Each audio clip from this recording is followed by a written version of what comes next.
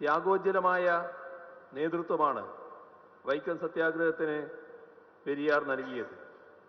വൈക്കം സത്യാഗ്രഹത്തിൻ്റെ ശതാബ്ദി ആഘോഷവേളയിൽ വൈക്കം സത്യാഗ്രഹത്തിൻ്റെ മറ്റൊട്ടേറെ മാനങ്ങൾ വളരെ വിശദമായി പറഞ്ഞു കഴിഞ്ഞതാണ്.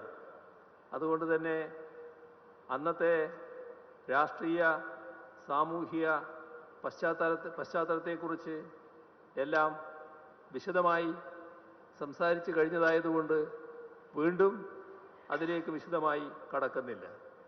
എന്നാൽ ഒരു കാര്യം പ്രത്യേകമായി സൂചിപ്പിക്കേണ്ടതുണ്ടെന്ന് തോന്നുന്നു. വൈക്കത്ത് അമ്പലത്തിന് ചുറ്റുമുള്ള വഴിയിലൂടെ നടക്കാനുള്ള സ്വാതന്ത്ര്യം നിഷേധിക്കപ്പെട്ടിരുന്നത് സ്വാഭാവികമായും ഈ പ്രദേശത്തുള്ളവർക്കായിരുന്നു, അതായത് മലയാളികൾക്കായിരുന്നു.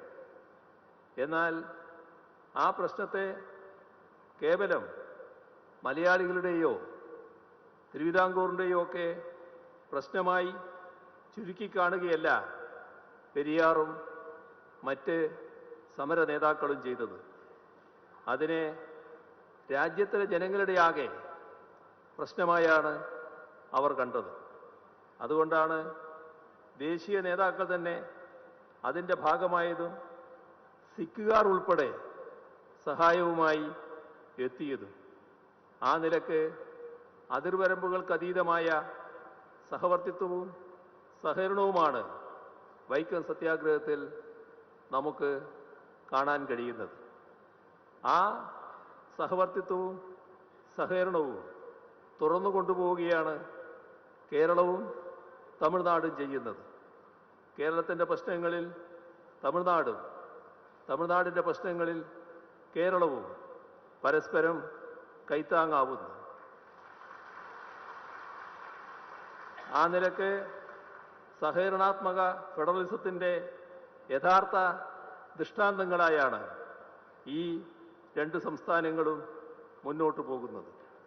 അത് കേവലം വാക്കുകളിൽ ഒതുങ്ങുന്ന സഹകരണമല്ല, മറിച്ച് പ്രവൃത്തിയിൽ വെളിവാകുന്ന സഹകരണമാണ്.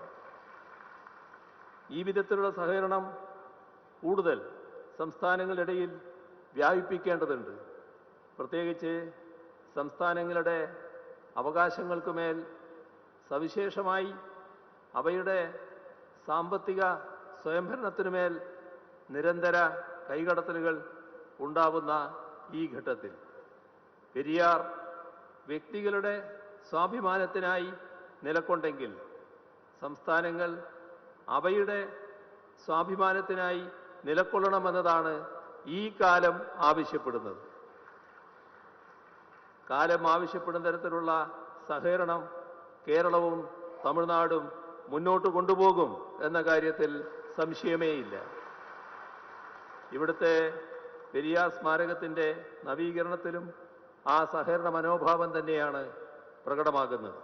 അതിനെ കൂടുതൽ ശക്തിപ്പെടുത്താൻ വരും കാലങ്ങളിൽ ഇരു സംസ്ഥാനങ്ങൾക്കും കഴിയട്ടെ എന്ന പ്രതീക്ഷ പങ്കുവച്ചുകൊണ്ട് തമിഴ്നാട് മുഖ്യമന്ത്രി തിരു സ്റ്റാലിൻ അവരുടെ സാന്നിധ്യത്തിന് ഒരിക്കൽ കൂടി നന്ദി അറിയിച്ചുകൊണ്ട് അവസാനിപ്പിക്കുന്നു.